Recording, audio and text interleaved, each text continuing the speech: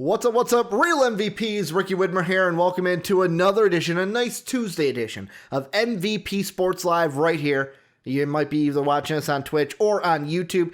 I am joined, as I always am, with my beautiful co-host, Dave Oster. Hey, everybody. Dave, how you doing today? Beautiful Tuesday. I know back to work today. How's it been?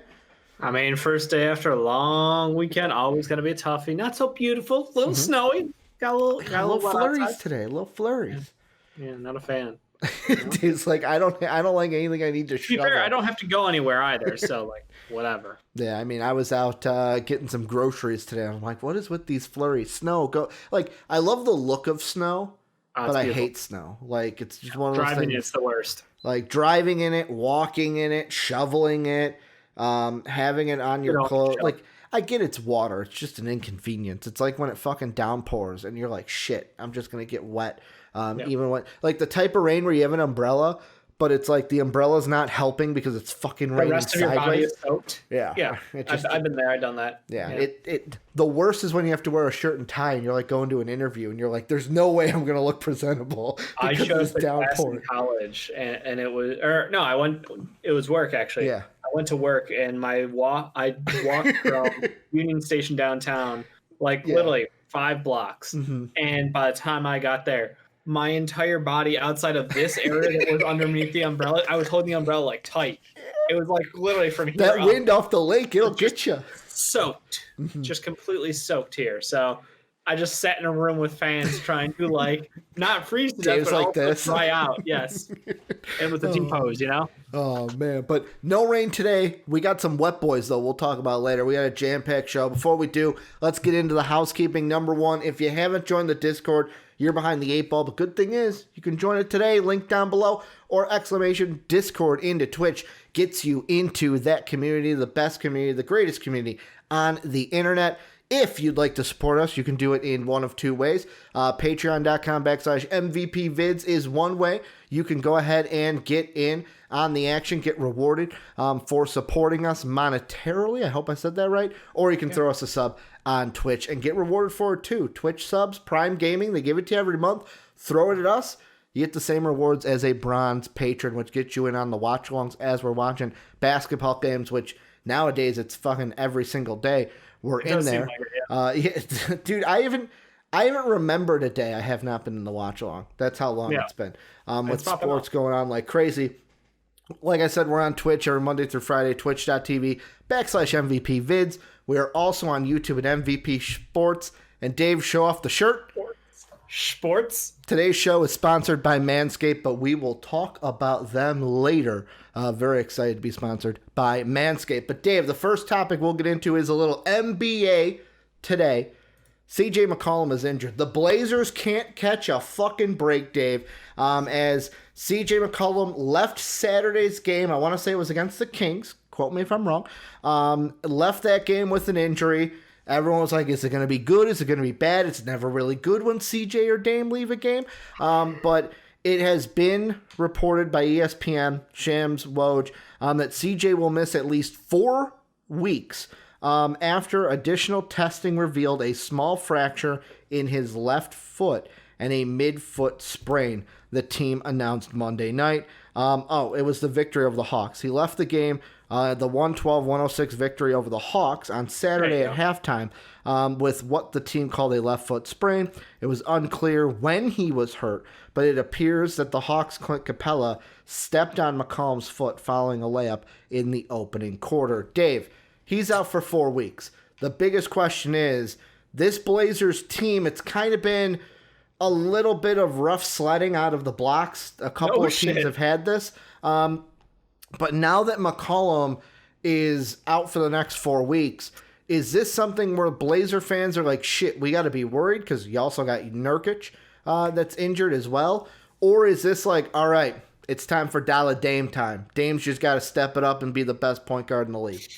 You know, it is definitely going to be required. Dame's been playing great to start the season, so it's not like he's slouching. But, yeah, they had lost Nurk for a couple games. He's been, playing poorly, to put it nicely, for the start of the season. Hopefully he gets back on track fully healthy.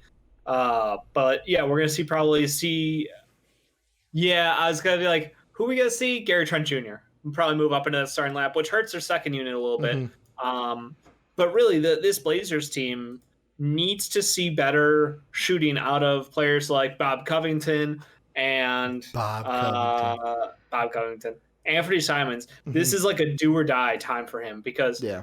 we've talked about him ad nauseum about how he was a young player, went straight from fifth-year player in high school to the pros. He had that phenomenal game to end his rookie season where he popped off and had a just offensive performance. He's got the confidence in his shot, but we haven't seen him take that next big step to be a stud. And I know it's a crowded backcourt. You're not going to get a start over Dame or CJ. But the fact that your minutes have been hampered as much as they are because you have been a liability at times, I think we really need to see him step up. I want to see Rodney Hood. I know he's been, again, it's coming off of a terrible injury. So it's like, how much do you expect out of a player like Rodney Hood? He's getting limited minutes, slow coming back. Hmm. We'll see what he can do. It's just a lot of their players have been underwhelming, and it's just the Damon CJ show that's carried them Hmm. this far. And Enos fucking Cantor, may Yeah. I add. Well, it's funny. Enos Cantor has been doing a hell of a job. It's funny because this article is fresh, hot off the presses, Dave, as I looked it up. Enes Kanter is going to be playing a lot, Dave. Nurkic is out for the next 6 weeks. There we That's go. 45 minutes old, by the way. So Dame's out for 4. Nurk Daddy is out for 6 weeks. Nurk Daddy has nothing on the Gaff Daddy, by the way. Yeah. So you're missing Well, 2 guys for at least 4 weeks. Nurk a little bit longer. And, like, Dave, I mapped out on our rundown sheet, like, the 4-week window. So the 4-week window from this week brings you all the way to about just after Valentine's Day. It's February 16th. Yep. And, like, the schedule for the Blazers, there are some winnable games. They play the Knicks twice. They play the Thunder twice. The Charlotte Hornets should be manageable. Orlando without a point guard. Cleveland, like, they're not for sure wins.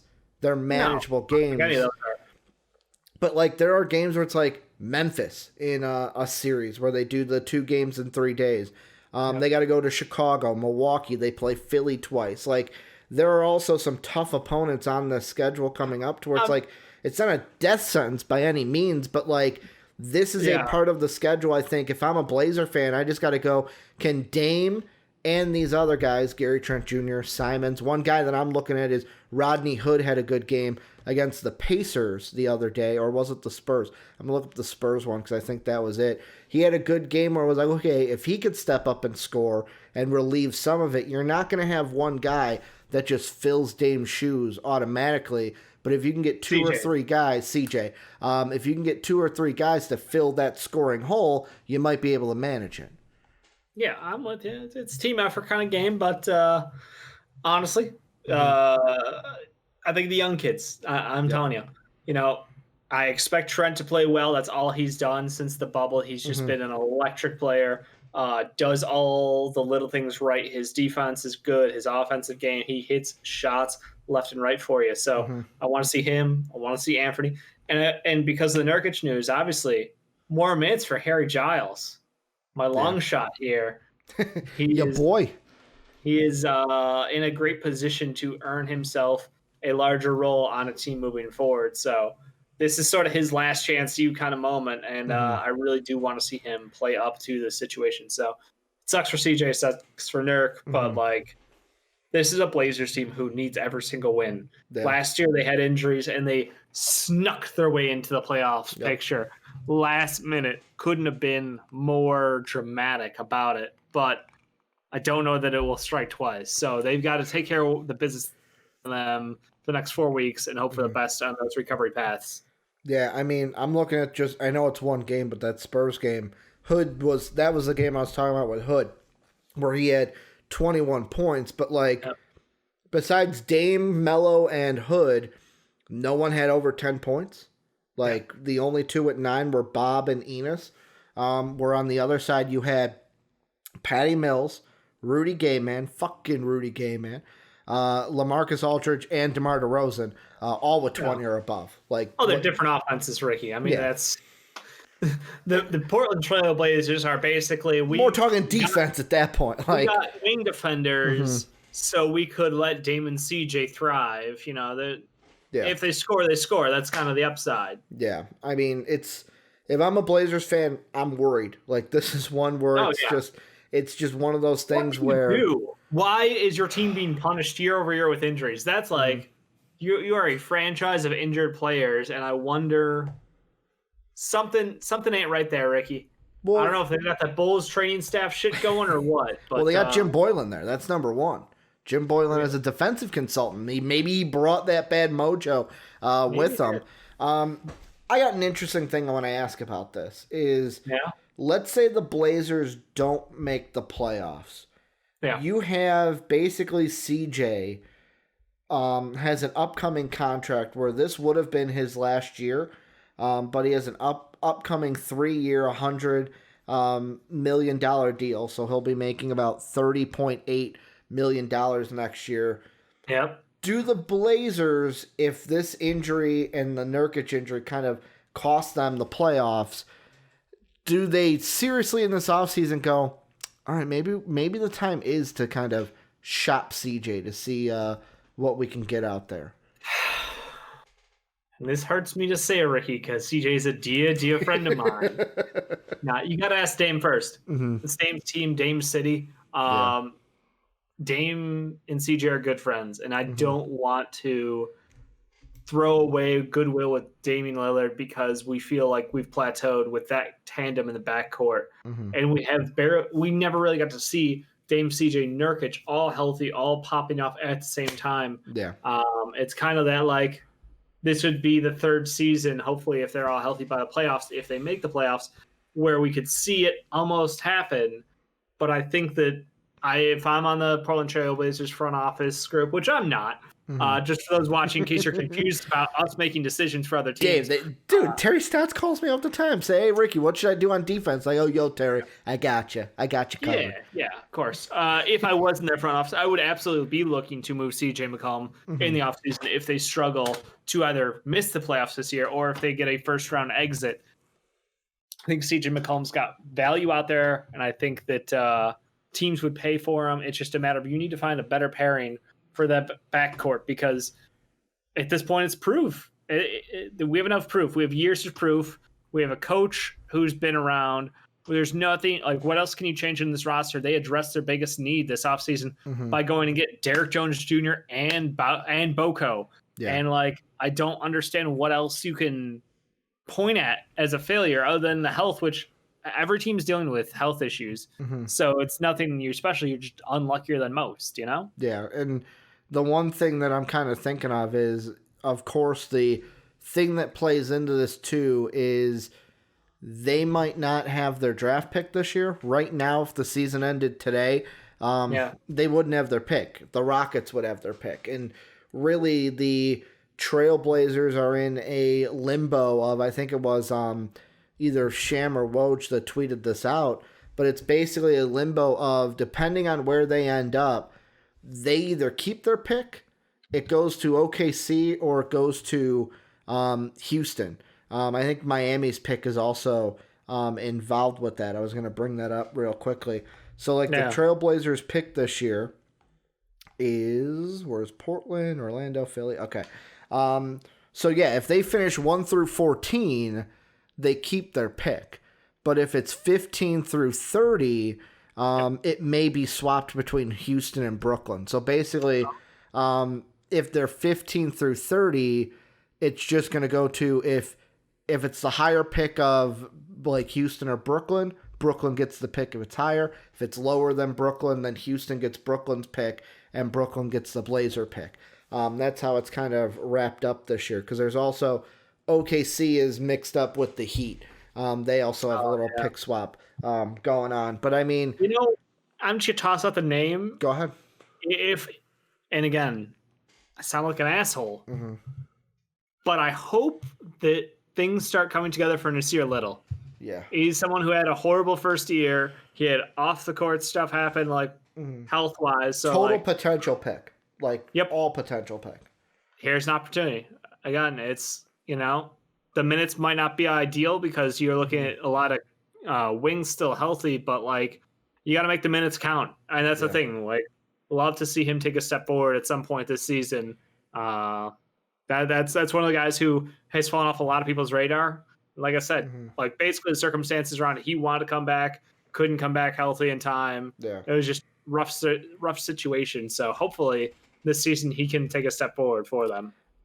I've also got, because like you throw that out there and it's like the main reason why I'm kind of like is I'm not really confident in that happening. You know what I'm saying? Where it's like I wasn't high on Nasir Little, but like Nasir Little in the league, I was like, oh, I can't wait to see if being in the NBA he actually like gets better, because at UNC didn't fucking I loved him before the season. Then he had the season at UNC where we talked about everything on the court, off the court with him. Yep. And we kind of discussed, was it a Roy Williams problem, not really a Nasir Little problem. At this point, I just think, yet again, it might be overreaction to say this, but lost cause kind of a situation. One thing that just popped into my head, very much speculation, depends on how this team does as well.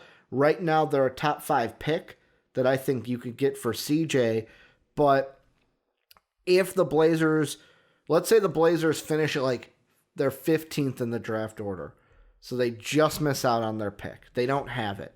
Do you think there's a deal that can work out, and I'm seeing if contracts work, they do, to have a, let's say CJ goes to Sacramento, and then Sacramento sends over Buddy Hield and draft picks, or Buddy Hield and I don't know if there's anyone else on that team that the Kings would want, if it would just be Hield and draft picks, or Hield and basically draft pick this year and then pick swaps next year or something like that. I would think CJ is the higher commodity in that deal. Definitely. Mainly you're making that deal if you're the Blazers to get a special draft capital this year and maybe an additional pick down the line. Is like, I was thinking that it's like, hey, it gives you Buddy Hield, who, yes, it's a step down from CJ, but it's not like you're totally rebuilding with Dame under contract for 4 more years with his new contract coming after this year. And you can maybe get a pick this year that could be top 10, and you can get one of the studs in this draft, or what we think will be studs in this top 10. I mean, in theory, sure. I'll flip it for the contract and the upgraded potential with a high draft pick. But it doesn't solve the backcourt problem of the fact that you have 2 guys who can't defend. Yeah. Like, that is at its core the biggest problem with this Blazers backcourt is just as much as they've improved, they're still turnstiles, you know? So I'd like to see them try to get somebody who has some defensive skill set as a shooting guard. That's really what you need, more of a balanced player. And that's the problem, is like Drew Holiday would have been great. If they could do a Drew for CJ flip somehow, trick the Bucks into that. Well, let's say the Bucks choke again. Do the Bucks even entertain that if they choke again in the playoffs? If the Bucks choke again, they're losing their head coach anyway, so you might as well take a swing at mix up that roster one more time. Good point. Contractually, I think that would work straight up. Close. Would you have to? You wouldn't have to throw in any picks. I don't know. Because which one do you think is the higher value, Drew or CJ? Salaries work straight up, by the way. They're very close. I think it depends very much on health. If CJ is 100% healthy, then he might be higher value than Drew Holiday, because Drew is always like, you know, he's at he's just second. He could be a second best player in a championship kind of thing, maybe a third, and that's what obviously the Bucks are hoping for. But I think CJ is like that, like 1A. Like, we have barely seen him on his own, and if we get him next to a point guard out there, it'd be very interesting to see what he can do. So again, I'm not in love with either one of those guys, but I think that they should go someone in the same vein as a Drew Holiday. You know, obviously we're talking Kings. Like, if they could get Tyrese Halliburton, they would absolutely be like, yeah, give us Halliburton and some other stuff, and we'll take the deal for CJ. But that no fucking way will the Kings let Halliburton go. Yeah. I mean, like, that's why I look at Buddy Hield, because he'd be the one that they trade with. I'm even trying to think, like, Boston. Like, I don't know I'm trying to think of guys who can defend. Marcus Smart. You gotta sell the soul of the team. Like, that's the thing. Like, also, what would the Blazers want on top of Marcus Smart? picks, of course, but like, what other players would you want from that Boston team that they'd want to give up? Atlanta's got some with, I think, Rondo and Chris. Were they 1-year deals or more than 1-year deals? Because like if they're more than 1-year deals, you could trade for them, but at the same time, what value are you getting for CJ? Neither one of those guys are worth anything right now. Rondo hasn't scored a bucket this year. Good point. Like other than that, I can't really think of a guy that's like, man, we need that defensive stopper on this team at the 2. What about the 76ers? The 76ers, guys. Yeah, the 76ers could use someone like that. They could. Well, who are you thinking that they would send over to the Blazers? I'm just being an asshole just to Jake. So basically, it's what, Ben, Maxey, and Thibault for CJ? You know, the Harden deal?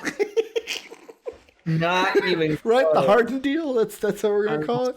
Actually, I mean, we float around the same 2 teams for looking for 2 guards. It's the same shopping category as Zach LaVine. Yeah. The Denver Nuggets, the Memphis Grizzlies would both be interested in a player like that. The Lakers would be interested, but I don't know if they have or if they're willing to move the capital to get there. You know, I don't know. It's very tough to find that perfect pairing because, again, CJ, and again, this is only if they miss the playoffs, and it's only if Dame approves a trade because, like you said, you got to ask Dame. You got to keep Dame happy. Right now, Dave, net, just real quick prediction, not exactly like this is how many games they'll win or lose, but in the 4 weeks that CJ is out, positive record for the Blazers in those games, 500 record, negative. I don't see them going on a massive run with CJ out and Nurk out. And I mean, I know he hasn't played this year, but Zach Collins out. You know what? The Orlando Magic should pull the fucking trigger.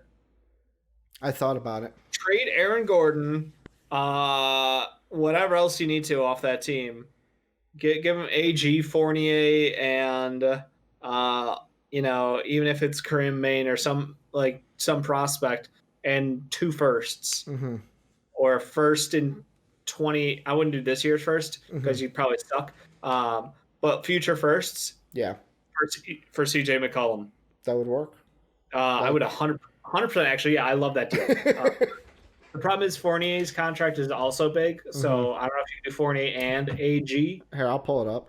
Yeah, that's my final. I'm like, so you're saying Aaron Gordon and Evan, don't Google my name, Fournier, for CJ McCollum. Let's see. And maybe like a low contract like Kareem Maine or somebody with upside.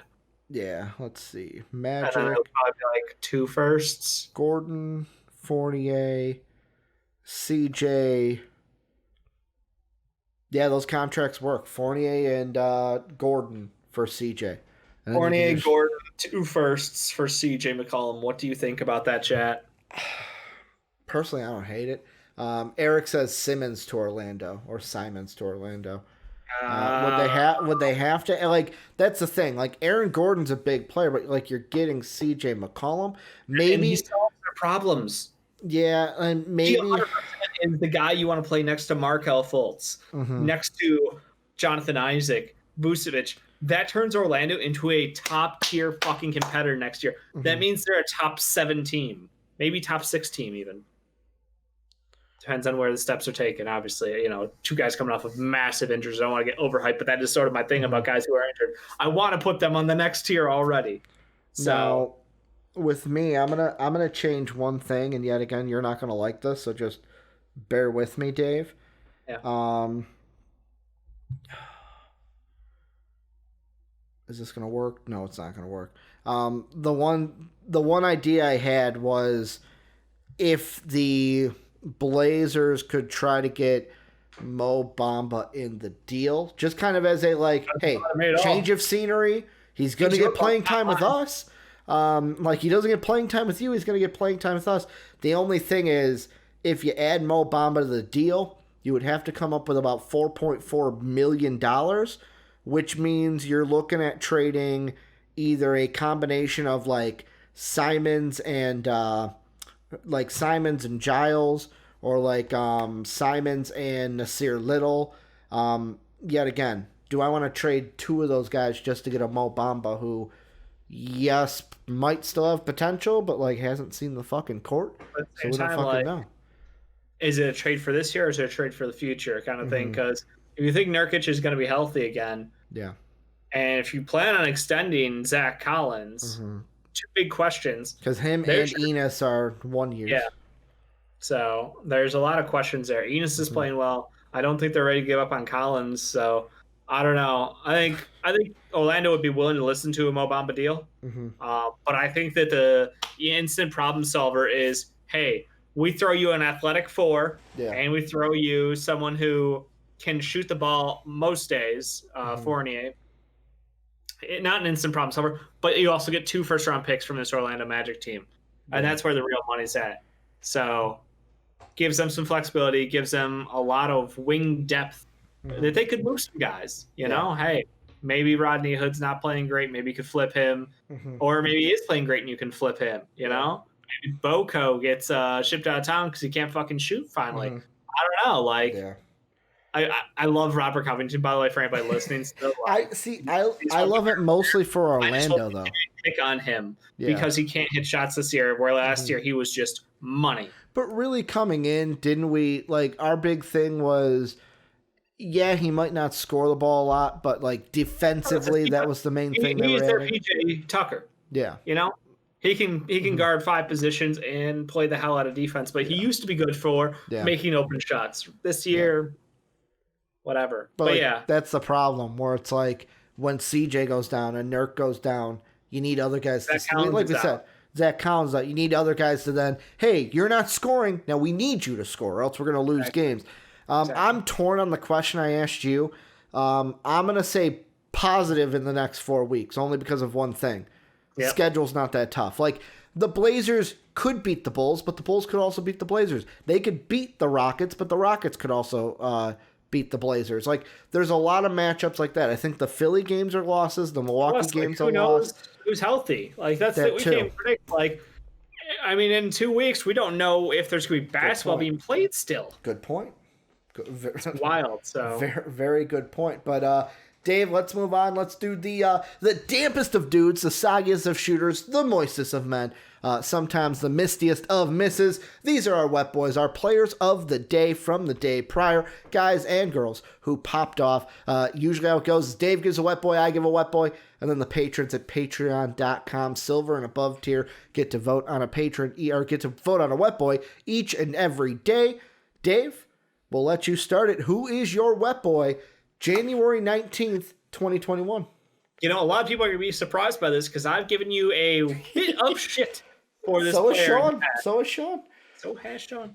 But Zach LaVine has been stepping up in more than one way. His defense is improved. His offensive game improved. His turnovers, well, he turns the ball over still a lot, but that's because they got him doing everything for the fucking Bulls team. He's dragging this team kicking and screaming to victory. So I'm happy today to give my wet boy to Zach LaVine, who had himself a stellar game, and not despite the win.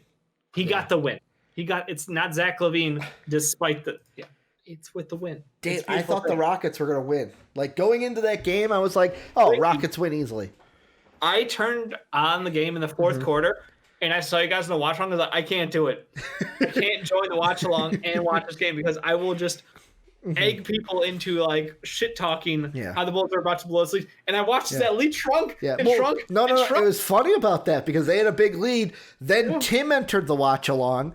And that's when the league started to shrink. And he goes, he's like, oh no, I can't watch the games. He's like, I didn't watch the last game and we won. The last game I watched, we lost, but luckily we got the win, so it's not Tim's fault. We eked that one out with some good free throws at the end there. Yeah, it was. Our free throws. We thought Tim might have been the problem.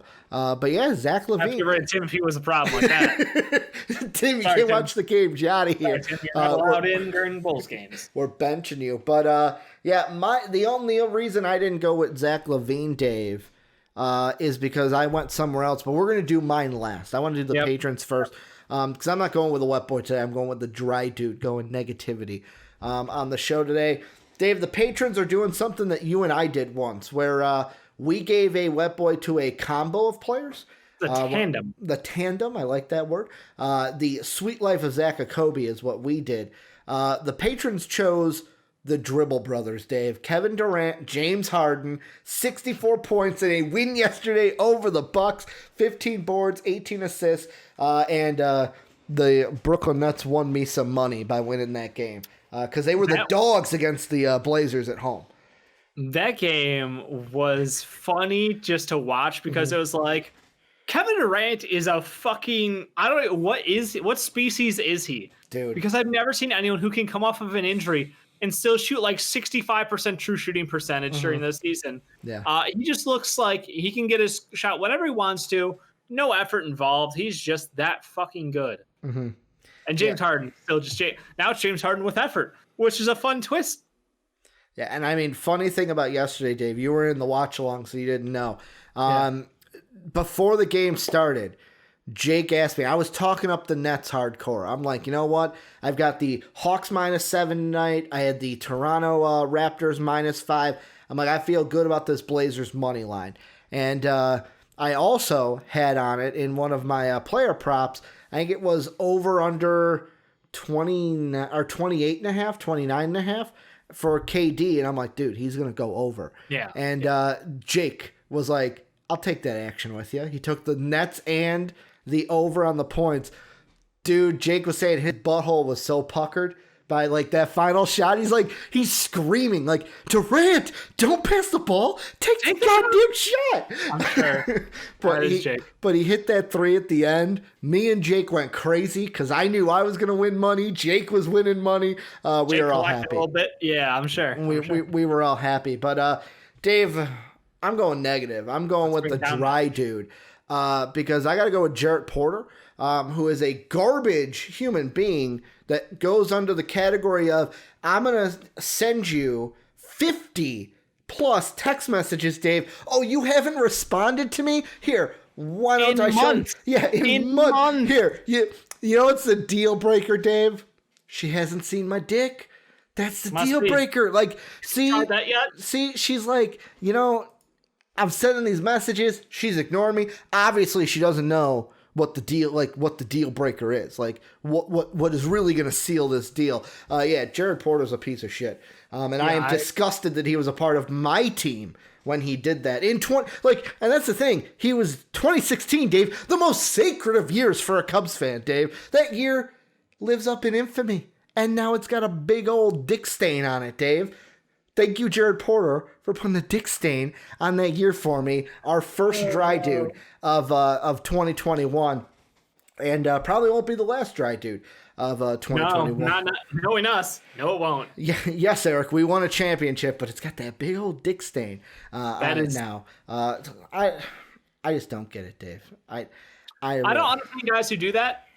I mean, like, clearly she's ignoring you. Mm-hmm. Move on with your life, you know? Maybe take that as a sign that you haven't gotten a response in several months, that maybe you should be doing something better with your time than harassing a woman. Even a person, I don't care. You can switch to sexes. Just don't harass people. Yeah. That's all it is. And don't sexually harass people by sending them something they do not want to see. And the thing is that it's unsolicited. Like, guys, take the fucking hint. That's all it is. Like, if she's ignoring you, obviously she doesn't want to talk to you. It's not the answer of, oh, fucking my dick. My dick is going to fucking seal the deal, Dave. That's what turn things around. We're going to ham it down. You know what I'm saying? Ham it down. Seal that deal. But Dave, talking about dick pics, we should talk about today's sponsor before going into our football topics. And we're sponsored today by MANSCAPED because, Dave, sometimes you get the elusive, solicited dick pic. You might be in a long-distance relationship. You might have to do it to keep the juices flowing. And you might be like Sammy from Blue Mountain State, where you do the elusive bald dick face shot all in one for your special lady out there. Maybe she likes it. But if you're doing that, Dave, you got to keep your balls smooth, right? Yeah, you do. You gotta have them. You can't have fucking swamp nuts down there. Having all the little hairs. No one wants to see that. But as I said, support for MVP Sports Live today is brought to you by Manscaped, who is the best in men's below-the-belt waist grooming. Manscaped offers precision-engineered tools for your family jewels. Manscaped is trusted by over 2 million men worldwide. Join the movement for all your below-the-waist grooming needs. And Dave, I say over 2 million men. We got some UK users, or some UK listeners, I should say. Manscaping now is overseas. It's overseas. You can get it in America, you can get it in Australia, you can get it in the UK. I used it myself. I have it right here. A little vib for you. Dave, the smoothest my balls have ever felt. Like, it is a weird feeling that I shaved my balls today, all natural, because I didn't fucking use the guard. I didn't realize I had a guard at first, and went ahead and went in. Dude, so smooth. It's like fucking bowling balls down there. I love them. Not the size of bowling balls, though.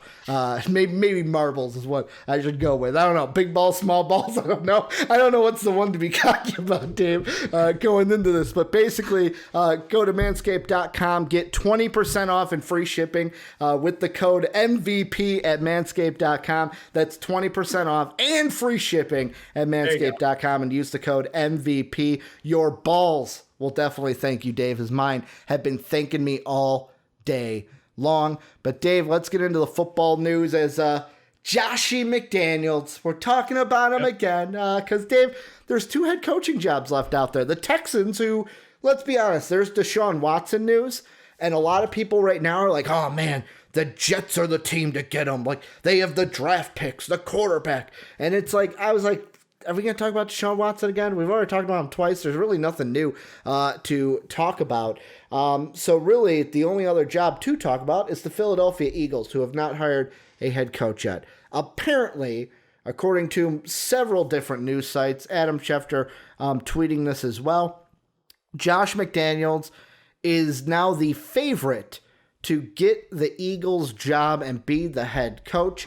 Dave, this is a kind of a candidate that is a little bit of controversy. Last year, interviewed for the Colts job, was offered the Colts job, and then many people in our Discord, in fact, have said that he ran with his tail tucked in between his legs. Hope those balls were smooth. Tucked them back into the Patriots, ran back to New England, and now he might be the coach of the Eagles. What are your thoughts on this? Is this the right move for the Eagles, or is this just them playing it safe to get a name so that the GM isn't fired and the owner isn't basically asked to sell the team?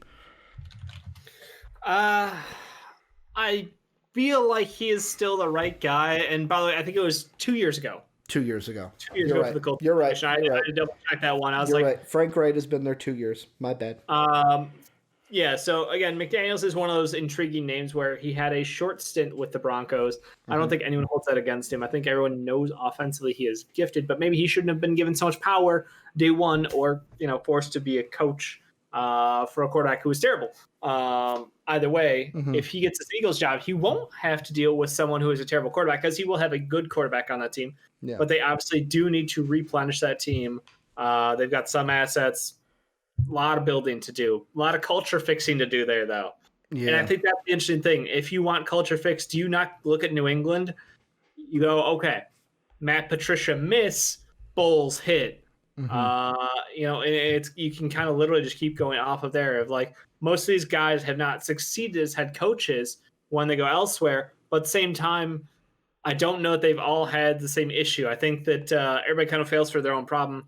The one thing I will say is Billy O'Brien was a miss. You got to say that is a fair point. I'm glad you brought that up, Eric. Yeah, and go ahead. Because the thing I'm thinking of is you brought up Denver, and I actually had this conversation. I can't remember who it was with in the watch along, because someone actually said like, "Oh, but he failed in Denver," and I was like, "Hold your tongue." The only way he failed was because John Elway, who was leading the team, was like, hey, we're going to draft this kid out of college. His name's Tim Tebow. You're forced with him. You got to make it work. Tim Tebow was not a good fucking NFL quarterback. Like, great college quarterback, bad NFL quarterback. When you throw like this and defenses can anticipate your rotation, that's not a good thing. Most quarterbacks don't have a rotation to throw a football forward. They don't wind it up like a fucking like a wheel. So like there was that. There was also the controversy. I had to pull it up right here because I thought it was where basically the Broncos were going to make a trade with the Patriots that would have sent Jay Cutler to New England and would have sent Matt Castle to Denver. Would have been perfect for Josh McDaniels. He worked with Matt Castle. Matt Castle understands his offense. Instead, that gets scrapped. Jay Cutler is on his way to Chicago. So it's basically Kyle Orton and Tim Tebow are your options at quarterback. Like, the Broncos didn't set him up for success. And they still got to the playoffs. Yeah, they still got, and they beat the Steelers in that playoffs thanks to a miraculous throw by Tim Tebow before losing in the next round. I think they played the Patriots in that. I believe they got the next shit round. kicked out of them. Yeah, they did get the shit kicked out of them. But like, that's the thing. Carson Wentz is a good quarterback. I will stand by it. I don't think he's as garbage as everyone thinks. Even if he is on the way out. I think Jalen Hurts. I think McDaniels could work with him. So, yes, I agree with Twitch chat. Like, is this the safe move? Yes, because obviously this is the front office of the Eagles saying, hey, we're going to try to save face. We're going to try to save our job. And, like, you bring up a good point. Is he going to fall under the Patricia, or is he going to fall under the Brian Flores method of things? Anything bad about him during his time at Denver, more so that he and Elway just clashed with ideals, which, as we know, the Eagles do have a former head coach who was just released this year. I'm sorry, separated because of a disagreement of, steps to take moving forward with this team. So you do have to wonder, like, hey, is this a situation where he will be micromanaged to death? He won't have the final say on everything that goes on with his team. That is what I'm wondering, because obviously that situation ended poorly, and we're all hearing stories about behind the scenes, who's the real guy calling the shots for this Eagles team. Oh, well, maybe they didn't want to go with Carson Wentz moving forward, and that was his final straw. Maybe it's like, hey, I like this Jalen Hurts kid. I think he gives us the best chance to win. And they're like, that's the wrong answer. So I don't know. I mean, I think McDaniels is a very smart offensive coordinator. I don't know if he is the right head coach, given the situation the Eagles are in and perhaps the control or lack thereof that he will have if he takes on this Eagles job. Yeah, and I mean, the other thing that, yes, Carson Wentz wasn't good this year, but the thing I want to bring up about the Colts job that... Be fair. What? What'd you say? They were missing offensive linemen. They were missing offensive linemen. They got to figure out what to do with Zach Ertz. The other thing that, yet again, the retirement of Andrew Luck, shocking. Yeah. When that happened, it's like, holy shit. Did not expect Andrew Luck to retire. However, Andrew Luck coming into the year, because it was February of 2018 that McDaniels was announced as the coach of the Colts. Mark and I talked about it on the Onside Kick. And then the next week, it's like, boom, he's no longer the coach. Andrew Luck was coming back from an injury, or from that injury. It would have been his first, 2018 was his first full season back from not playing any games in 2017. And there's a part of me that goes into it of like, yet again, was there a little bit of cold feet there of like, well, Andrew Luck's coming off of this injury. If he doesn't pan out and that neck injury doesn't work, or neck or shoulder, I think it was a shoulder. I think Peyton was the neck. Where basically it's like if that injury doesn't work, I'm shit out of luck. I don't have a quarterback. And then I'm not going to be successful because who knows who my quarterback is going to be for that time. So maybe that played into it as well. I don't think there's any questions of that because A, it's going to be impossible for the fucking Eagles to trade Carson Wentz. And two, if they do, at least they have Jalen Hurts. I almost said Jalen Reagor. He's a wide receiver. Jalen Hurts at quarterback behind him. So there's options for McDaniels. It's just, does McDaniels think either of those quarterbacks are going to be successful in his system? Because the Eagles, like we mentioned, have things that they need to hit. They can, like in the draft, they can go wide receiver, defensive player. If they're stuck taking a quarterback there, that hurts them. It hurts them immensely. Yep, I agree. The one thing I do have to ask is, do we think McDaniels is staying home because he has a promise from the GOAT that he will step away soon and Josh McDaniels could take over the New England Patriots? Do you even want that job right now? Like, that's a thing where it's like, without Tom Brady and how the fucking Patriots did this year, like, if you, like, the thing that was talked about, I think it was a couple days ago. Yeah. You got a great rapport with Bob Kraft. You've got front office guys you're all comfortable with. You know the guys who are drafting. Good point. You got all that shit down. So, like, I mean, there's something to be said about comfort and just moving up in position. Now, I do know that There is a descendant. Yeah. I love the fact that the first time I heard about him was he was a descendant. Mm-hmm. I'm like, you mean his son? Like, Yeah. you could just say his son is on the coaching staff. Yeah. Like, we get it. The hoodie's got a kid, and he's a very interesting coach who could be maybe the successor. But yeah, that was something I want to toss out there and say, like, there's a reason he came back. I mean, I understand the reason why you mentioned for the Colts. The other thought in my mind had been he got the Godfather promise. Like, that is interesting because, like, yet again, when it was the Colts, that was an interesting thing. I'm like, shit, if that's my job and I'm going to take over the Patriots, I want that job. But now that Tom's no longer there, this team, yes, was missing a lot on defense. We don't know. Like, I think that the Patriot job is less admired now without Tom Brady because the thing that people are now putting the, what's the word I'm looking for? The kind of image is basically, oh, well, Bill Belichick wasn't that good. It was Tom Brady because Tom Brady's going to the NFC Championship game. Bill Belichick's staying at home. There are people on Twitter that have said that. A lot of games with no quarterback, no defense, and a shit roster. Yeah. I think that both these guys have proved what they've proved. I couldn't think of a more stacked team for fucking Tom Brady to go to. Where he got all his ring chasing buddies together. So I don't want to hear shit about fucking Bill Belichick doesn't deserve. Why is it always Florida, man? They always got to go to Florida to ring chase. Miami in the NBA, Tampa Bay in the NFL. I mean, no state tax, and it's gorgeous 24/7, 365. Yeah. There's beaches, there's clubs, there's places to spend my money that I have millions and millions of dollars. Yeah, I'm gonna choose there. Doesn't Tom Brady also have like a home in Tampa? Isn't that another reason, or has it in Florida? There, I don't know if it was because he had gotten one place that was like Jeter's old place. I want to say. Okay, you're right. Yeah, but there wasn't enough room to throw the football around, so he had to find something else. He had to not go there, but yeah, it's. I don't think it's the Godfather thing. For me, it's like, I believe more of like what I think it was Lombardi brought up on an old Hammer Don last week of it's almost like I think Josh McDaniels accepted the job with the Colts and then immediately thought, is this the perfect job for me? Like, and it's more of the elusive, like, the next job I go to has to be the perfect job. And it's kind of one of those things where it's like, yeah, but that's the thing you do. When you take a head coaching job, you don't know if it's going to be the perfect job. You have to take that risk, though. There is risk when moving on in a place. I don't think he's got the Godfather treatment. I think it was more of the other side of, hey, I don't know if this is the right fit for me. I am comfortable here.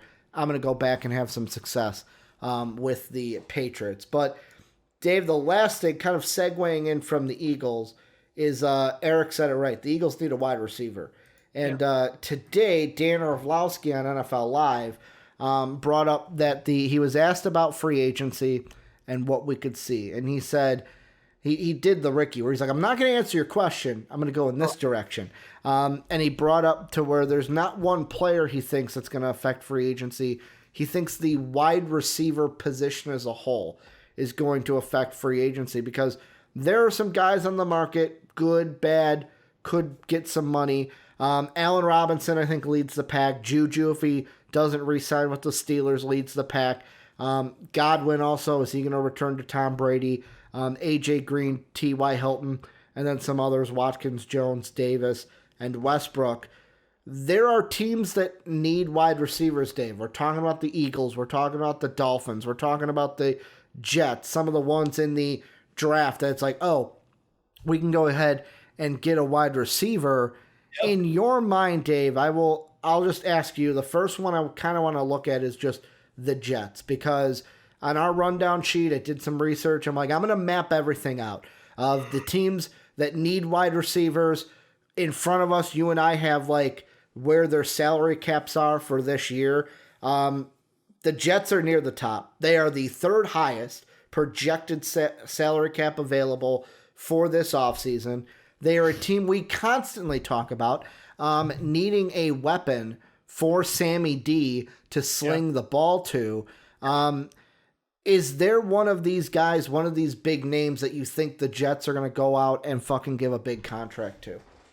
I would love for them to go get someone like T.Y. Hilton, someone. I mean, Corey Davis would be great, but I don't think he's going to leave. I think he's least likely in my mind to leave. But I love the idea of like a T.Y., a Marvin Jones, someone who's been around the league for a little bit of time, but also like can go get it still. You know, Juju is like the spicy one. I say you do it. If you're New York, go for Juju. Bring him in. Like, it's New York, baby. You got to have someone to talk about. I'm trying to be like, hey, we don't need that shit on this roster. I appreciate Salah, but can Salah be like Tomlin? Can you keep him in check? Tomlin let that slip after a while, eh? I mean, also, like, yet again, is Juju going to look up to Sammy D like he had to look up to what AB, Le'Veon, the Killer Bees basically ran that team. It kind of all went to shit when Le'Veon left and the cracks started to form. But yeah, that's the one I just go for the biggest name if I'm New York because you think Juju is you should just go for it. I would love to make a run to Allen Robinson, but I think he's Miami. Yeah, I think it. I agree. I think the Jets. Fuck the other guys. I mean, Godwin would be great. I think he resigns. I think that Bucs team is like, is Tom Brady coming back? Yeah, Tom Brady's come back. I'll come back. I think that's the play there. But yeah. For me, like AJ Green is just, he's so broke. He's been broken for years. I don't know that he has anything left to him. He's considered a top wide receiver. I think he is just, if he's healthy, great. We'll take, 50 catches, 600 yards ish, somewhere in that range, whatever the numbers are. I'm blanking on what numbers would actually average out to a decent, he's a 2, he's a 3 kind of guy at this point in his career. Allen Robinson, you're right. I like the idea of him going to Miami. Seems like a great fit. I think he wants to go back to Florida anyway. That seems perfect. I'm looking at a team like Washington, though. What do they do? I think they're a team draft and pick up. I think they do both. You think they double down on the wide receiver? I think they could draft one, and I think they free agent one. Yeah. I think it depends on do they like any of the quarterbacks in the draft. That's why I love them going after. Like, if they can lock up either like at 19, they would have to trade up for it. Like, that's the thing. Like 19. Yeah, that's the salary cap. So they're the 9th biggest salary cap. Gotcha. They're at pick 19. You say? Yep. Yeah, lowest playoff so the team. top 3 are gone. Yeah, probably you're looking at Lance. You're trading up for Trey Lance, or you're getting a Trask or Mac Jones. And meanwhile, that could get me what wide receiver? Top 3 wide receivers are also gone. Let me see. I'm gonna pull up. So no Chase. Yeah.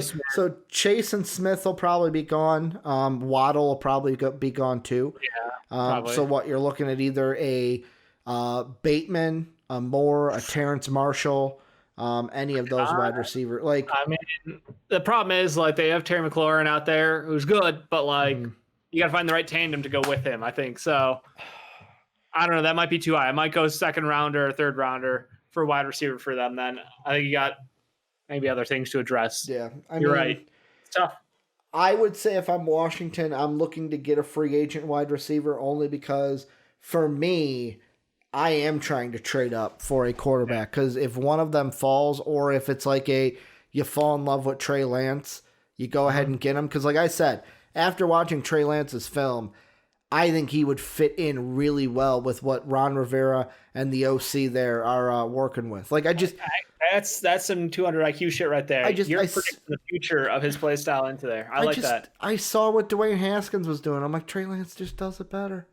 Yeah. I was like, Trey Lance could do that. Trey Lance could do that. Trey Lance could do that too. Plus, Trey Lance, great guy, apparently. From all things I've heard, he's a fantastic competitor, great human being. Dewey Haskins got some issues. Yeah. That guy. Did you call him Dewey Haskins? Dewey Haskins, yeah. I still wait up for Cone Diggs. Oh, man. To me, it's all these teams in the high chance category. So, like, the Jets, 3rd most cap room. Bengals, 5th most cap room. Dolphins 8th most, and even Patriots 4th most, because like the Patriots to me, they're a team that I think can double down on the wide receiver, where like they could be in a situation where they get one of these wide receivers, even if it's like a T.Y. Hilton, not like the A-Robs or the Jujus, but like a T.Y. Hilton. and then could also at 15 go with a Jalen Waddle. Yes, injury concern there, but like they could take a stab there. Boom, they've got two guys that could help them wide receiver. Or if a Kyle Pitts falls, he would fucking be phenomenal. Oh my God! I don't know he falls out of top 10 though. Yeah, top 10 for sure. But yet again, if teams are trading up for quarterbacks, someone's bound to fall. You never know. Teams might be like, there's no way this guy falls to us, and then he does, and then they're like, oh shit, our board kind of moves, and we weren't expecting him to be here. Bengals are another team. I think they're going to let AJ Green walk because of that. A lot of people are saying, hey, they're going to go wide receiver in the draft. I think they look to free agency first. If they can get a wide receiver, even if it's a Marvin Jones. I think Marvin Jones is very good and underrated. Yeah. I mean, people are overlooking him because he played for the Lions. Yeah. That's it. Like that's all it is. He is overlooked because he played for the Lions. Even D.D. Westbrook, I think, is being overlooked for the Jaguars. Yet again. Oh yeah, who the fuck's throwing the ball to him? Yeah, I mean he had last year was okay. You got Laviska Shenault down there too now. Yeah. I love that kid. Mm-hmm. But yeah, I mean it's just definitely a situation of like you can only do what's in front of you, and like when you have a quarterback, that Jaguars squad was fucked. Yeah. Obviously, Marvin Jones had some good years, had some down years. Like, I still think he's very good. I think he's a great number 2 wide receiver. Yeah, I mean, it's those teams I look at, and like the Jets, I brought them up. If they could lock in an A-Rob, a Juju, a T.Y., any of these guys, I think it makes their pick at number 2 easier.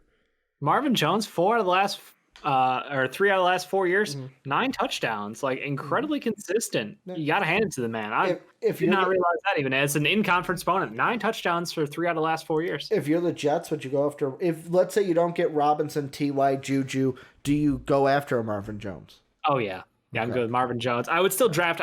If I'm the Jets, I'm still drafting because they've got what, like 75 fucking picks to draft. Yeah, I'm gonna draft a little bit of everything, Ricky. You're gonna draft a wide receiver, but like for me, if they can get one of these guys in free agency, I think for the Jets, it makes their pick at 2 easier because I think with me, if I get any of these guys on our list, it's basically if I get Marvin Jones, if I get A-Rob, Juju. Sewell's my pick at 2, unless I'm trading. Yeah, you're trying to trade. You're trying to bait people into the come get your quarterback. But if they don't want to come up and get the quarterback, you go get Penny Sewell. Yeah, like you have that lockdown. You got 2 tackles that you are set with for the foreseeable future, and you are thrilled with that. Sam Darnold is thrilled with that. Let me be more specific. Yeah. The only thing that throws a curveball there, if you don't get any of these wide receivers, then that opens the conversation for taking a Smith or a Chase at 2, but I still think Sewell's the guy. Dolphins, yet again, I think they're going to get A-Rob and miss out on Sewell. Bengals, I hear they're going to draft a wide receiver, but yet again, if they hit on a free agent, why would you go ahead and draft the wide receiver? Replenish. I mean, you're going to get a guy who's already in his prime, likely, so you want to get somebody who can learn under him, maybe. Yeah, and like, what about these teams who are later on with not as many options? Do you see a team like the Ravens being able to land a big name? Because we talked about them, and obviously they didn't lose out in the playoffs because of a lack of a wide receiver. They lost because, obviously, Lamar Jackson hurt. What do you see them doing and trying to pair someone with Hollywood Brown? Yeah, that's the thing. Of note, is he someone who I think there's a separation coming there, maybe? Yeah, he's the question in my mind of like, if they bring in a wide receiver, I immediately think, all right, they're not high on Hollywood. Like, that's just it. To me, where it's like, this is a team that I don't think gets because let's see, the projected cap, they're going to be at around $20.9 million, almost $21 million. So it's like, if I'm looking at it, it's not an A-Rob, it's not a T.Y., it's not a Juju. It's more of like the Westbrook, Davis, maybe even a Marvin Jones area. That they're looking at. And like for me, it's like if I'm adding a wide receiver for the Ravens, it's not adding like, oh my God, here's the knockdown stud. It's I'm adding a veteran to help Hollywood Brown. We need someone who we can count on throughout the game. We can't just be boom or bust. Because like they're also gonna Willie Snead is a free agent. Miles Boykin's on the team. So then you have Miles Boykin, Hollywood Brown, James Proch Jr., Des Bryant's a free agent. Like, they're going to need someone at wide receiver. I think free agency is where they go because, yet again, later in the draft, they also have a need at cornerback or in safety that they also have to hit, mainly safety because their safeties right now are Chuck Clark, say that 3 times fast, and Deshaun Elliott, which is basically like, who are your safeties? I mean, the Ravens, I think, are interesting. Seahawks, I don't think, like, I put medium chance because they have the cap room. They got Lock and DK. I say Lock and DK, and they can go get, an undrafted free agent who works out well. And with no combine happening this year, I don't know if you saw the news. I did. No combine happening. Those workouts, somebody's going to slip through those cracks, Ricky. Yeah. And we're going to see some talent fall through. And even like the Lions, 3.5 projected and cap room. They might not have the cap room to go after a wide receiver. So they may be stuck with all their wide receivers were leaving. Yes, that is they're true. They're all free agents, I should say. They're not all guaranteed leaving. Danny Amendola, one of them. Marvin Jones. They got to get there. They'll probably get some like lower paying guys, not obviously some of the top guys, but like this might put a Stafford be free. Jerks. But this might put a pressure on them to where because we can't get one of those top guys, we have to take a wide receiver in the draft. Therefore, keeping Matt Stafford on this team. Let him go. Let him go to Indy. That's what I say, or San Francisco. Pick up Mac Jones in the second round. If you have a second round, I don't even know if they do. They do. Pick up Mac Jones in the second round. They do. Go fresh. Yeah. Let Stafford be free. Take whatever you can get because there are teams who will pay you good chunks for Matt Stafford. Yeah. The teams I feel sorry for though, Dave. Yeah. Bears, Eagles, Saints, even like the Packers, because it's like the Packers wide receiver. The Packers aren't in a huge need. Let's be honest. Like that would be the rich getting richer. They got fucking 2 guys on that team who are legitimately talented at wide receiver. I don't care about MVS's scrub ass. He's a nobody, and he's on a nothing contract. That's fine. He caught the first touchdown in the divisional game, Dave. Lazard is the guy. Second touchdown. Lazard is their number 2. Yeah. By far, Lazard's their number 2. So I'm not really worried about them getting another wide receiver because they hate Aaron Rodgers anyway. Yeah. But like the Eagles, I think they're for sure going wide receiver with their 7th or 8th pick. Bears, like you said, are going wide receiver. And then the Saints, I know Michael Thomas, news was coming out that he's going to have surgery, I believe. Yes, he is. For an injury yet again. What are they going to do? Question. Drew Brees done? Question mark? I think what you said. Yeah, he's done. Jameis Winston, QB of the future? Do they Their defense is good, but like... Do the Saints trade up for Trey Lance? Do the Saints trade for Matt Stafford? They could. He'd be a nice fit there. I think he would. Be great. Yeah. He'd be fucking great. Sean Payton, offensive genius. Just throwing that out there. You're playing a lot of guys there. Again, I'm big on trying to get Matt Stafford out because I've been watching him just play fantastic football. Break his fucking shoulder and win a game against Cleveland. Just like fucking dead arm on the side. Like, going back in. I got one throw in me, coach. I can put one throw, and then he throws it, and the guy goes to hug him. You're like, don't hug me.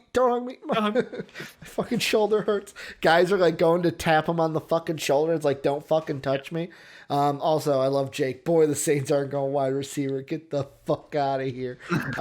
But yeah, they have some decisions to make. But Dave, that's gonna do it for today's show. Great show as always. Thanks to everyone in Twitch chat for sticking in. Thank you to our sponsor of the show, Manscaped. Remember, I got it right here. The code is MVP.